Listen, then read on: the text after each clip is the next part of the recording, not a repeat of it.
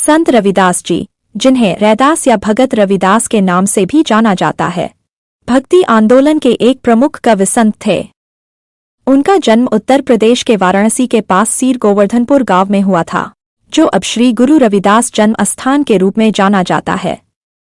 जन्म तिथि के बारे में इतिहासकारों में मतभेद है। कुछ स्रोत 1377 ईस्वी बताते हैं, जबकि अन्य 1433 या 1450 ईस्वी का अनुमान लगाते हैं। वास्तविकता में उनके जीवन की कई घटनाएं हागियोग्राफी संतकथाओं पर आधारित हैं, लेकिन वे 15वीं-16वीं शताब्दी के थे। वे चमार समुदाय से थे, जो उस समय अछूत माना जाता था।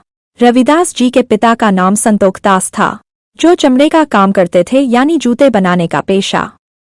उनकी माता का नाम कलसी देवी या घुरबिनिया था। परिवार गरीब था और निचली जाति से होने के कारण सामाजिक भेदभाव का सामना करना पड़ता था। बचपन से ही रविदास जी भक्ति में रुचि रखते थे।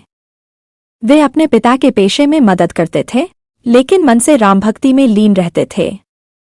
इतिहास बताता है कि उन्होंने जाति व्यवस्था के खिलाफ आवाज उठाई और स्वामी रामानंद जी से दीक्षा ली। रविदास जी का विवाह 12 वर्ष की उम्र में लोना देवी से हुआ था।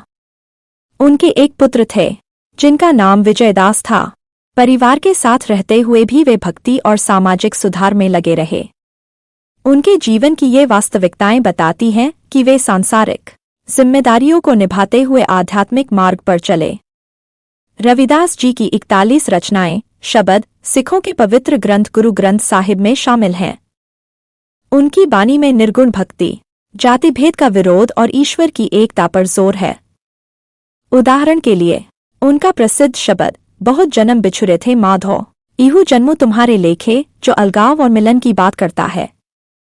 उनका योगदान भक्ति आंदोलन में महत्वपूर्ण था, जहां उन्होंने वैदिक रीतियों का विरोध किया और सच्ची भक्ति को महत्व दिया।